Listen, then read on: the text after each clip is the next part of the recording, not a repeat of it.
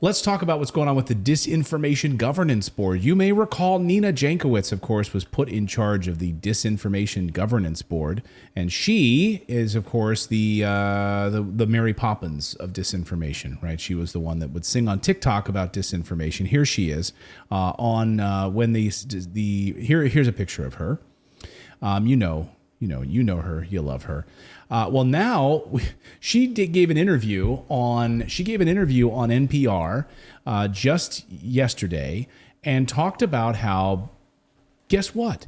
If she was allowed to do her job, mass shootings in the United States and many of those cases against violent extremism would be gone, basically saying that, hey, if you would have allowed us to do our job, the Disinformation Governance Board, if you wouldn't have spoke up and called out our hypocrisy, then all of those mass shootings that you're seeing in the United States right now, which we just saw another one. Didn't we just see one like yesterday or today? I can't keep track of them. There was one at a hospital. Then there was, of course, at the school in Texas, and then another one in New York, in Buffalo, and on and on and on. She says if you would have had the Disinformation Governance Board in place, then we wouldn't have had this. So here's what her quote was in this. She did an interview with NPR on Fresh Air, and I'm going to read this. She says, we're seeing continued mass shootings here in the United States, and in many of those cases, violent extremism is begotten by things people see on the internet. She does sound like she wants to be Mary Poppins. Who talks like that, by the way? Begotten.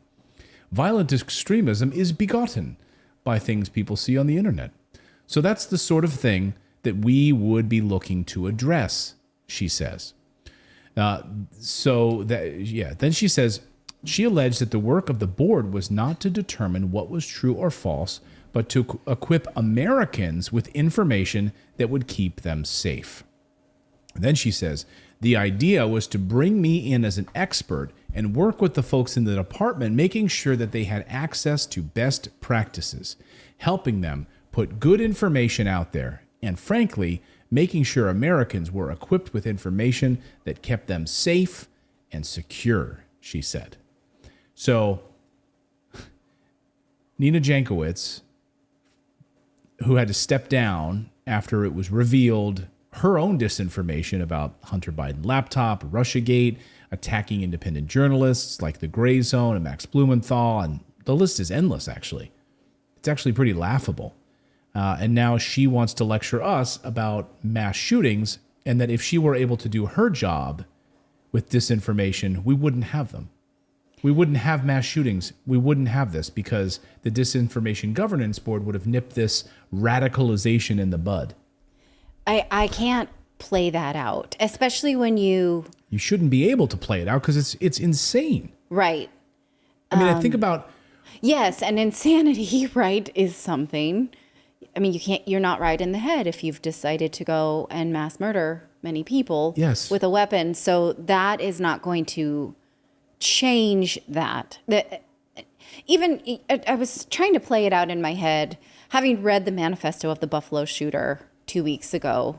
I know we're like 15 mass shootings since Buffalo, right? Right, we're like Buffalo. That was so last week. If you recall, this radicalized white guy who thought that white people were being threatened in the minority. And, so what he was talking about was all kinds of statistics showing that soon white people will be in the minority, and it's a problem.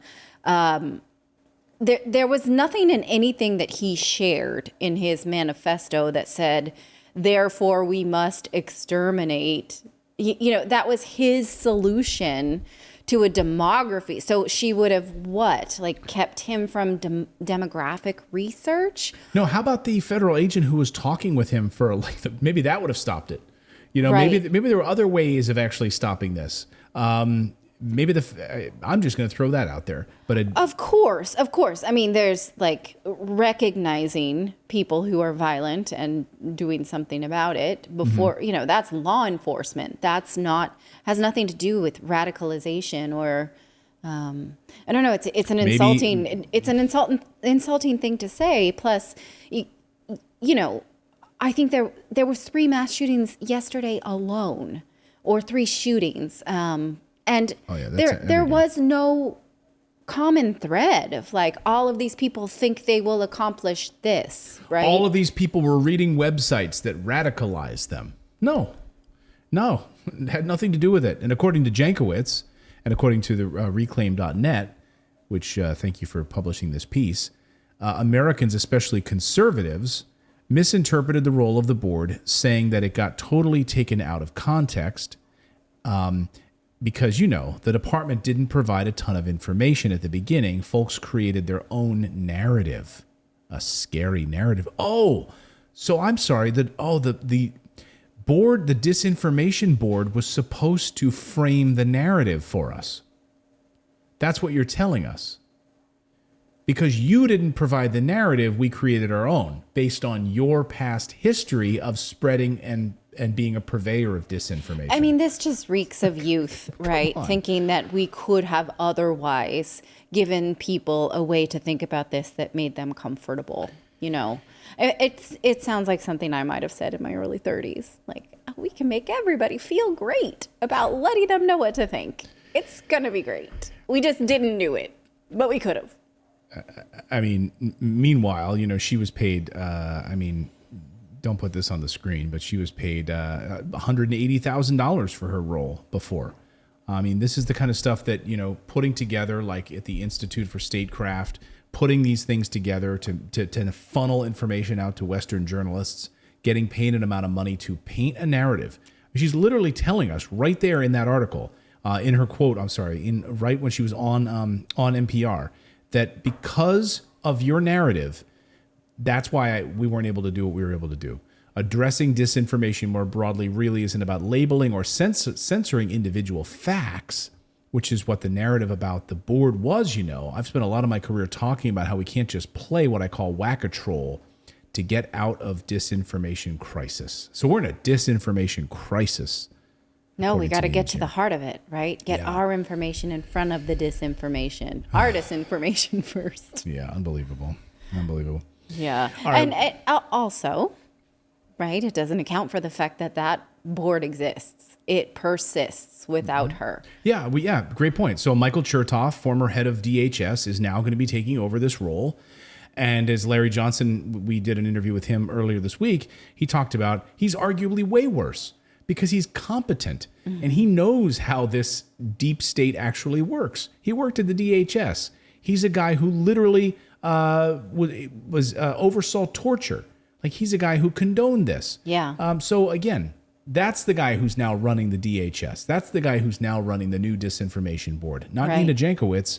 In fact, the most recent news about the Tulsa shooting of the hospital in Tulsa, right, is that person was aiming at the doctor who had not properly treated his pain. So he was someone in pain and was targeting specifically a doctor. So that's not disinformation. Like, that's all kinds of wrong inside that one person. So nothing on the internet would have convinced him that he wasn't in pain, right? There are a lot of, there are plenty of other things that maybe could have been done to prevent this, but that had nothing to do with internet disinformation, if that is in fact the motive as alleged. Thank you so much for subscribing to our channel. We've been banned, we've been blocked, we've been censored. That's why we started our own website, to stay connected with you for free.